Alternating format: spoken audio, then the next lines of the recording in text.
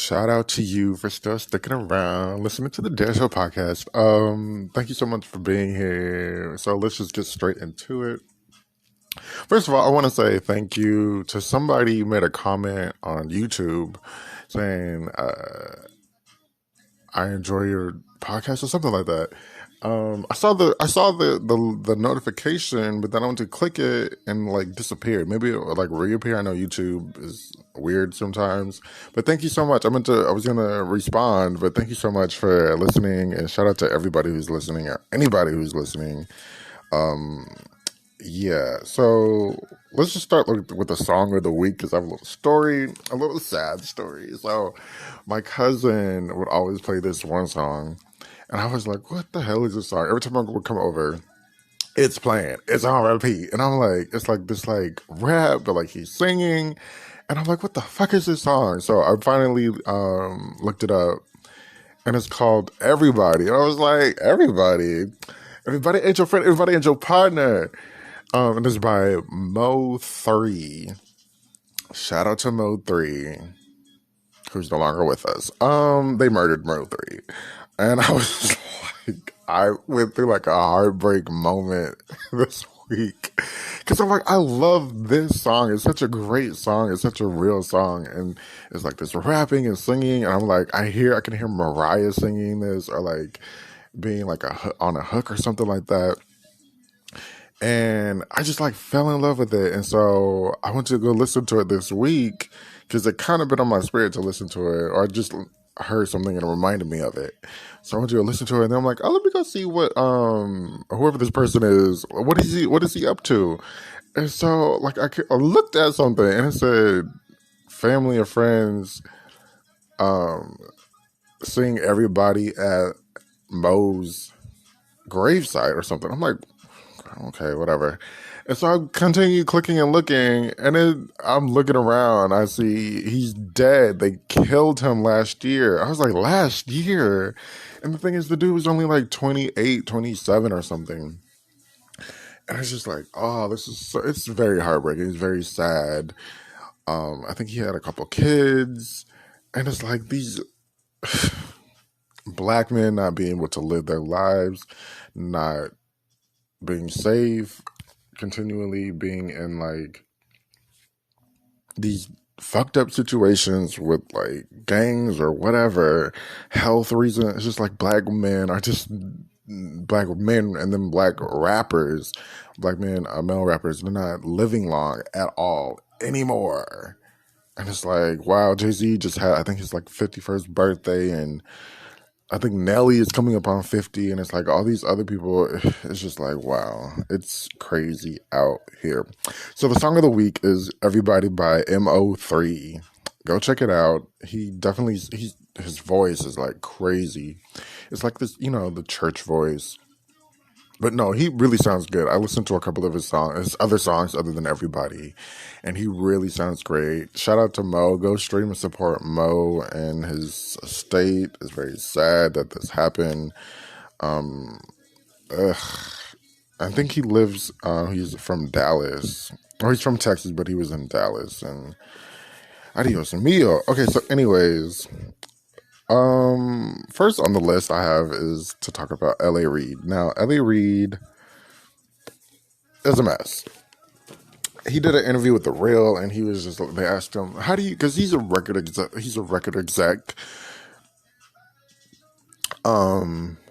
still is, part of, Tony Braxton, and I don't know if, I think, I'm going to say Babyface, I'm not sure if Babyface was signed to, L.A. Reid, Tony, and TLC, and that's all I can think of in the 90s. I'm sure he has like a list of other people, but anyways, he went on there and they asked him, how do you feel about these singers like Ashanti and Taylor re-recording their albums?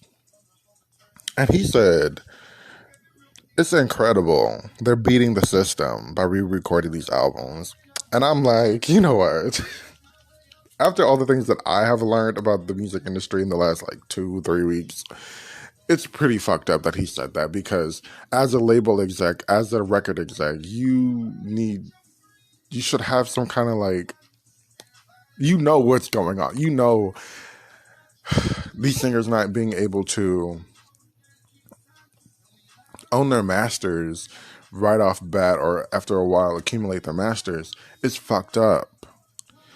And the only reason why they're re-recording these albums is to secure their bag, secure their legacy, secure their wealth, protect their wealth. And so for you to say is beating the system, you are the system, and you're still working in the system. Why don't you try to have them make a change?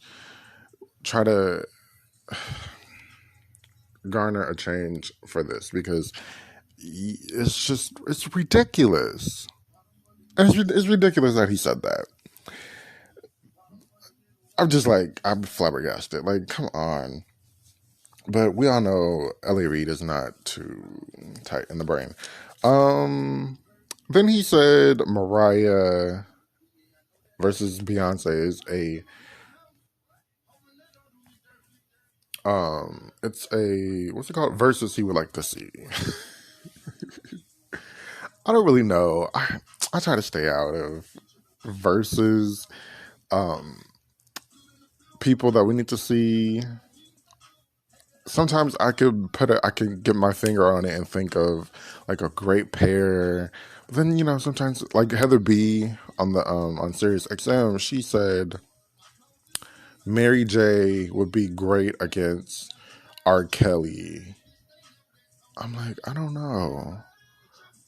I guess when I think of verses, I don't know the original structure for it, but when I think of verses, I think of like two peers in the industry that have the same amount of body of work. So I'm like, Tony wouldn't be great against like Aretha. So yeah, I don't know. Mariah versus Beyonce. And it's so funny because he said all this shit like last week, like literally like last Thursday, and like now, like the last couple of days, Mariah versus Beyonce has been like trending on Twitter. And I'm like, why are we so late to this party? Like, he said this a while ago. But anyways, yeah, I'm just like, nah, I don't know. It's very difficult when I want to think of two people to put together. Mariah versus Beyonce. Like, again, Mariah has a lot of number ones. Beyonce has a Destiny's Child catalog, and her own catalog. In her own catalog, she has probably like 6 or 7 number ones. And I'm just like, when you do that, I feel like you shouldn't be able to reach back into like the Destiny Child number ones catalogs or rarities, as Mariah would say. So I don't know who would be great for Mariah. I don't know. I just put it together and I'll watch later. One person I do feel like we all need to celebrate, which is versus is about celebrate and admire, is okay. I forgot her name for a second. Missy Elliott. Missy Elliott definitely is like an incredible artist, an incredible staple in the music art industry. And when you think about her verses, you can, like, she's written for Monica, she's written for Fantasia, she's produced for these ladies, Little Kim, Keisha Cole, Kelly Rowland. Like, she's written and produced for all these people, and then she has her own catalog, and then there's the Leah stuff, and then there's the production, and then there's Mariah. Like, she has like a incredible musicality. So I'm like, she would be great, a great person to celebrate and just have her on her own. I don't need her with anybody else. We'll just be jamming all day to Missy Elliott content. What is next? Okay, speaking of Mariah, all I want for Christmas is you became diamond. Let me see if I got that screenshot, because I don't think I do. That the timeline is like, what? All I Want for Christmas Is You has sold 10 million singles. And they finally gave her the plaque, I think in 2019 is when it really jumped because of like streaming and stuff. It was very confusing how it just jumped like that because it was like 1 million. It seemed like it was like 1 million a week or a month or something. It was weird. Streaming has definitely like confused a lot of things because I thought it was like you have to stream something 100 or something 200 times for it to count as one purchase. And then what if, Tidal isn't releasing? It's a mess. I can't. Also, so like the Real Housewives of Potomac, their reunion last week, a couple of weeks ago, when Nicki Minaj came on and hosted and she was talking to Candace, and Candace was like, Nicki seemed to be very, they said in the room everything seemed lovely, but editing wise, and it didn't seem like it was cut up and chopped up. Nicki seemed very shady, unnecessarily shady towards Candace about her music career, and Candace is like, Nicki's like, how many albums did you sell? And Candace is like 20,000, but she wasn't really sure. And then I don't think she doubled. I think she doubled down on like the 20,000 number. Streams, albums sold, I think they're the same in a sense, right? Streaming is so weird. Yet I support it. I love the stream. I love the digital music platform that I don't have to necessarily buy. How much? I should go look and see how much like Spotify makes, since they don't pay the singers, the artists correctly. But that's a lot of money. Do you know that's like it has to be in like $1 trillion. If you have all these people's catalog and you're able to stream it for free in a way, in a sense, and this platform is making money off of it, but they're not paying anybody, they have to be getting a lot of money. I'm surprised nobody said that. But yeah, anyways, All I Want for Christmas Is You is very sketchy. It's very funny because All I Want for Christmas Is You, nobody was fucking with it when it came out. Like, they were fucking with it, like, now. And to be honest, like I said this before, I love it. I hate All I Want for Christmas Is You. Like, I don't want to listen to it, but if it comes on, we popping and locking and dropping it up in this house. But yeah, it just seems a little sketchy and weird since the streaming part came in. It's like, okay, now we're at 10 million singles sold. And I think she has a couple of diamond singles. I know she has a couple diamond albums, I believe. And I'm thinking of Daydream and The Emancipation of Mimi. Also, what's it called? One Sweet Day, I'm sure is like 10 million sold before. I probably should look this up before streaming, and then We Belong Together. Gotta be. I'm not even gonna go look that up because I'm sure that's what's popping. Locking the job in. Okay, so Mary J. Last week we talked about Mary J. and she has some new songs coming out. Well, she already put them out. Hello, Gorgeous, and a song called Amazing. One is mid-tempo, the other one is a pop, drop in, lock it, corny song. Amazing. With DJ Khaled, as Patty LaBelle says. So Amazing is not my favorite song. Out of the two, it's not my favorite song. It's a cute song. It's very like corny, cliche. I got cake, and I'm filling up mate, a zen or something like that. I forget how it really goes.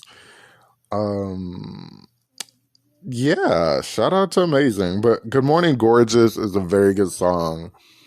It has a video to it. It's like an edgy, raw, rough sexy. She's showing a lot of skin. She's in like bathing suits and lingerie, rolling on the bed. The song is like very much of her empowerment. It's still Good Morning Gorgeous is corny, but it's still fresh. And I feel like Amazing is corny and it's late to the game. Also, Mary's vocals, I guess maybe it was the divorce, but I noticed on like I told you guys that Thriving tour she did with Nas, she was lip singing on that tour. And then the parts that she was singing, she sounded horrible. And then on she got like the BET award, the big BET award, and she sounded horrible on that. She looked amazing, absolutely amazing, but she sounded horrendous. And that video had like 10, 20 million views, and I'm like, yikes, that's not a good look, Mary. So I'm maybe it's like the stress from the divorce, or like, you know, she's older, she's 50. Of course, you know, the voice goes through changes and yada, yada, yada. But I just feel like she's singing and she's trying to push it out through her throat. Like, even, like, Good Morning, like, they sound good, but it's just like, why is she, I don't think she is giving range anymore. Like, Mary used to sound decent. When she came out, she was a little raggedy. She kind of cleaned it up. Then, you have the good, cold, cute records with like from the Mary album to the Breakthrough album. Her voice is really good. You get hit. It's light. It's airy. Well, not airy, but it has like a quality to it. Now I'm just hearing like this singing through your throat, and it doesn't sound that great. But anyways, her album is called Good Morning Gorgeous, and it comes out February 11th. I love the album title. That's a good album title, right? She did go on Tamron Hall, who, by the way, I noticed in Tamron Hall, I guess she kicked off a EP, a very famous EP, and has changed her show around because I'm like, Tamron Hall is so fucking boring. And she's brought in some good quality to her show. In terms of like people, she's had Iman on the last like couple of weeks. Iman, Portia Williams, Mary J. Just like really big, interesting names that you want to like talk to or catch up with. And she had Mary J on. And Mary, what I got from that was Mary was implying that, here we go with the struggle music again. Everybody asking why Mary ain't sad no more. I love that kind of Mary. I think that's when I was really introduced to Mary, the Breakthrough. I'm not a huge fan, or do I go back necessarily to the, her early days.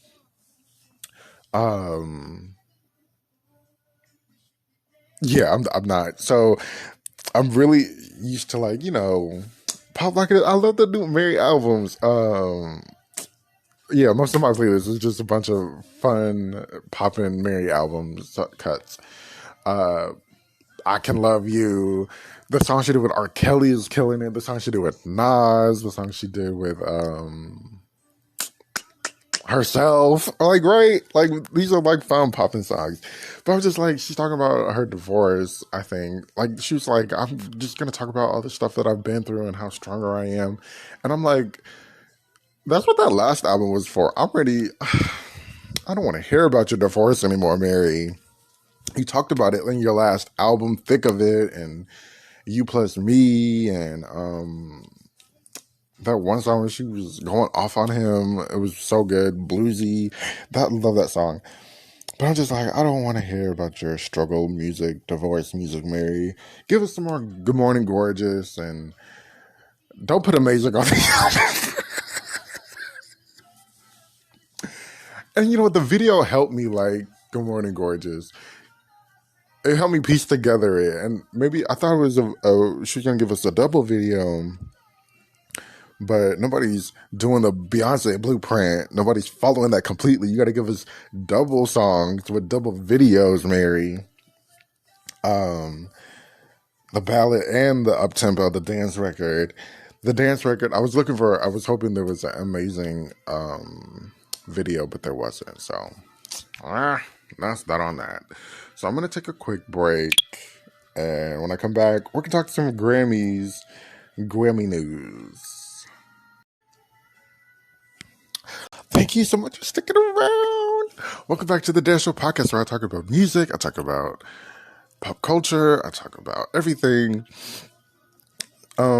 Just a reminder, the song of the week is called Everybody. Please go listen to it. It's by Mo3. Shout out to Mo3, who's no longer with us. So sad. I'm still like crazy. Like, oh, that was so sad. So this week I said I was gonna listen to some of the Grammy nominated songs and give you my thoughts. So this week I did half of them. And this is like the most nominated songs. So also they said Drake, I was about to say Reid, he took away his nominations from the Grammys, and they were like, okay, bye. I think he had like 2 or 3, and he took them away. I don't know. They didn't say there was a reason for it. Excuse me. So, Driver's License. I listened to some of the songs, and Driver's License by Olivia Rodrigo. Look at my memory. I didn't write any of the names down. I was shocked. I was so shocked. I thoroughly enjoyed the song. I thought it was a bop. I thought it was like a pussy popper that, when it came out, it shot up the charts and people loved it. I was talking about it deeply, and I was like not interested because I'm like, Driver's License. But I think it's really a love story. Her vocals are really good, except there's like this baby thing. I don't know if it's in the water, if it's in, hiding in the people's voices, or they're just putting on this weird baby sounding, when I want to sing, baby. Wait, I can't even do it. Wait, how do they do it? It's like this, like, I can't even like comprehend how to do it right now. But it's that baby thing. SZA is good at it. Olivia Rodrigo, like pretty much all the like girls are doing it, and it's just like, why are you doing this? It doesn't sound that great. It sounds like a fucking baby talk. It sounds like you're talking to a baby, but it's in like vocal form. It's weird, but the song is really good. I really enjoyed it. Yeah. Shout out to Olivia. The next song is called Happier Than Ever that I listened to by Billie Eilish. I have to say, in the beginning, it's very boring. I turned it off. I was like, this is your queen? This is y'all pop's queen? Like, I was supposed to sit here and listen to this shit? And then somebody was like, it's better than the last half. And I was like, okay, we'll check it out. So I checked it out, and it's definitely better. The last part of the song is definitely better. I don't know why she wants us to sit through, 3 minutes of her barely speaking, incomprehendibly talking, singing. It's just like, nobody wants to hear this shit. Like, I understand you want to put us on a journey, you want to be therapeutic, get your feelings out, but can you do it in a quicker way than this? That song was not so great in the beginning, but at the end, like I said, it's very good. She goes off and she picks it up, baby.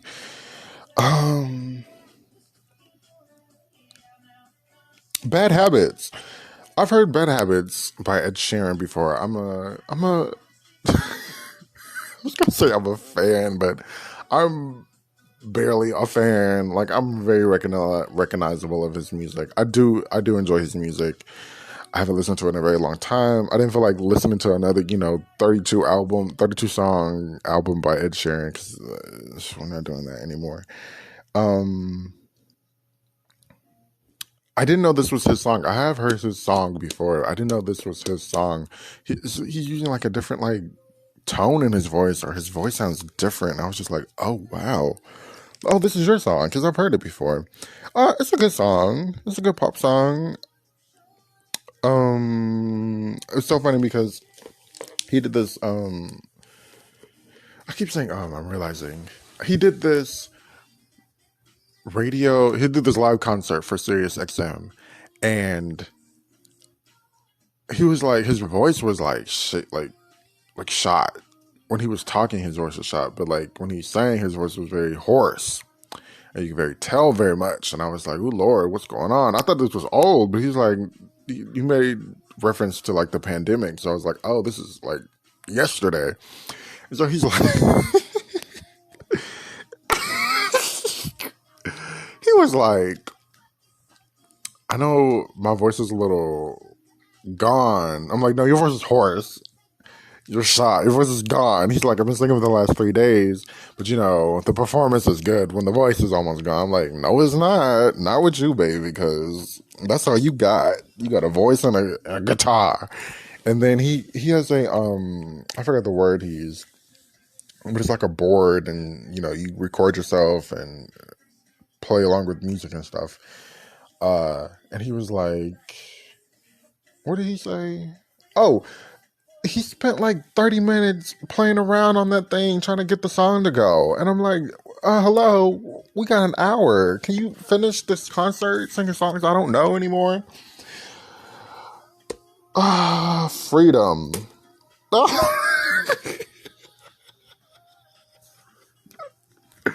Let me see if I can find the name, because I don't know who sings Fredo.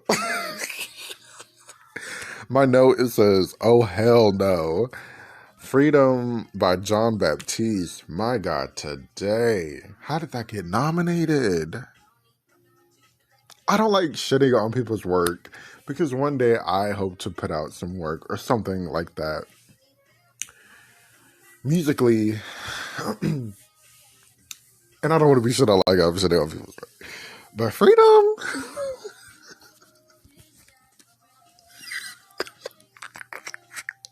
Please go listen to Freedom by John Baptiste. It's not my cup of tea. I don't even know how that shit got. I don't know how that song got nominated for a Grammy. I'm like, this got nominated? This was on the radio? People are. Oh, no. Oh, no. Montero is the next song I listened to. Montero. I'm noticing Little Nas X is not that interesting. Little Nas X is not that interesting. At least these verses aren't. Like his singing rap thing, it was much more interesting. What's the song called? Call Me By Your Name, I think it is. Call me by... Okay, that's not the... Call me by your name. Da-da-da-da-da-da. Whatever.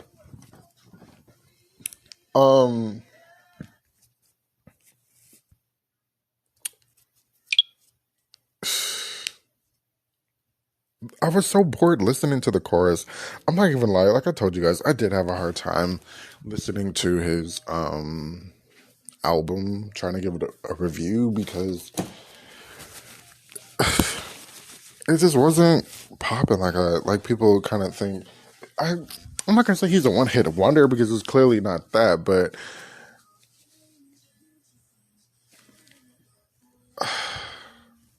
hearing it, it's not that great. Like the verses were so boring. I was like, okay, next. But the chorus when he's singing is very catchy, but I don't know. Peaches by Justin Timberlake. Justin Bieber. In the words of, what's her name? Azalea Banks, you want to be a nigger? It was very much giving off, R&B. You want to be a nigger. You got all these black people singing along with you. You're doing the black accent. The bigger way. Yeah, I guess I'll just give you guys a later date of what song I think she would. I don't really care. I don't really have a dog in this race of who I want to win out of certain categories. I am rooting for Carried Away.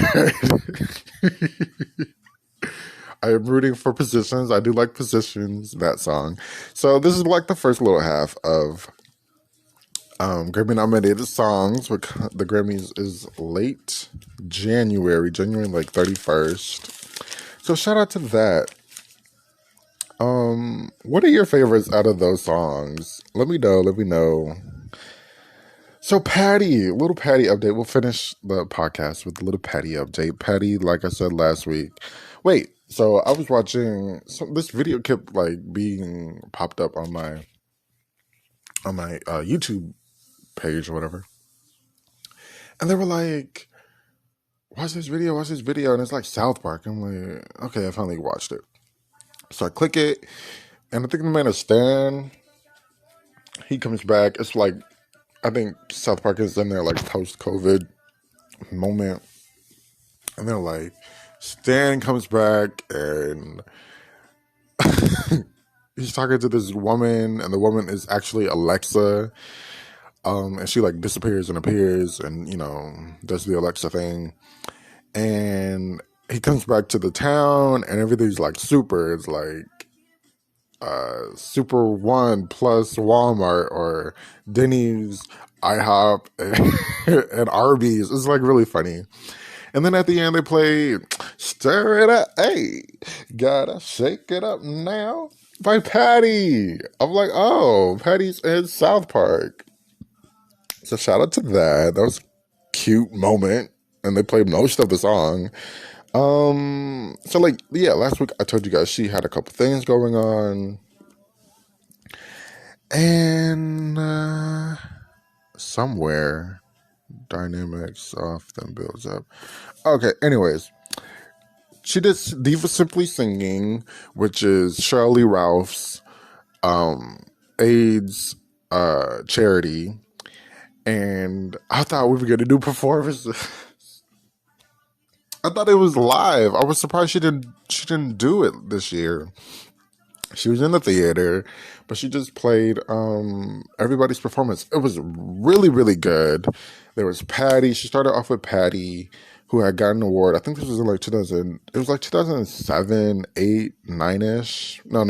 I'll say 2008, 9-ish. And Patty had got an award from them, and she sang Somewhere Over the Rainbow. And yeah, I might have to go get somebody to screenshot that performance. Really good. Yeah, Patty. I wasn't expecting it. I thought we were at least going to get a recent performance, but we got Somewhere Over the Rainbow. But whatever. I think some of that performance might be on YouTube. No. That one isn't on YouTube. Patty, she's done this, Diva Simply Singing for a lot of years. I think she even did it last year. So I'm like, why don't we play that one? But anyways, they had Jennifer Hudson. Wait, what's Jennifer? What did Jennifer sing? I don't remember. I think she was advertised, but I don't remember what she sang. I know Yolanda Adams sang. Maybe I'm forgetting. Yolanda Adams sang Open Up My Heart. My God, today. Oh my God, today. That is such a great song. And it's funny because somebody last week was saying on Twitter, they were like, Open Up My Heart sounds a little like Patti LaBelle-ish. And it's produced by, I believe that song is produced by Jimmy Jim and Terry Lewis. It's the late 2000s, early 90s. Late 90s, early 2000s. And they were like, this song sounds like a Patty-ish structured song. I'm like, oh, it's funny that you say that because Patty sang it, and this is on YouTube. Patty sang it at the end of her, a couple times at the end of her When a Woman Loves tour. Beautiful, raw, heart wrenching, and then she goes. I think she was in When You've Been Blessed, I believe. Yeah. So shout out to that. What was I saying? Oh, I don't remember. I don't remember what Jennifer Hudson sang. I don't. But then at the end there was it was Jennifer Holliday, Loretta Devine, and Shirley Ralph. You know, they were all in the original cast on Broadway of Dreamgirls. Oh my gosh, Loretta and Jennifer Holliday going back and forth singing "Family." Oh, it's on Facebook. I know it's on Facebook. Her Facebook called Diva Simply Sing. Just type in Diva Simply Singing. You'll probably find it if it's still up there, hopefully. But that was great.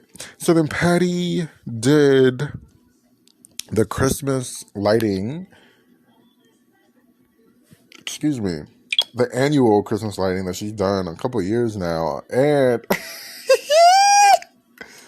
shout out to everybody who's watching these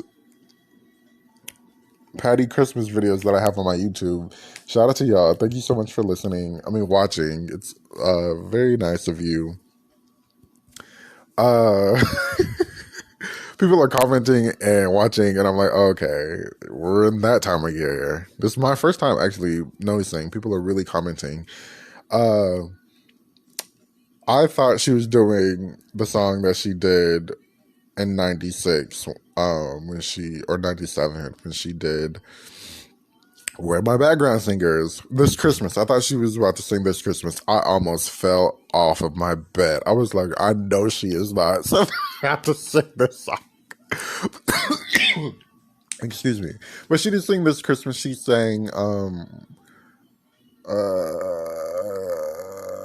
The Most Wonderful Time of Year. Really great. I didn't enjoy. I kind of enjoyed there's like a fan video footage version. I kind of enjoyed that one than the actual footage, even though it's the same for some reason. I don't know. Maybe it's like the audio or something. Seemed weird. Slightly weird. But it's really good. It's really good. I watched it a couple times. Shout out to Patty. Shout out to the Christmas lighting special. Nobody cares about the Christmas lighting special. I don't know why that we, need to have a ceremony. But hey, pay the people, have a little great time. Oh my gosh.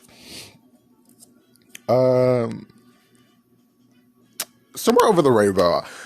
She, like I said, she sang this on this Diva Simply Singing, and Somewhere Over the Rainbow, I think is very special, and nobody sings it. And I feel like I don't know who created that, but she did. In the beginning, she sang it with LaBelle,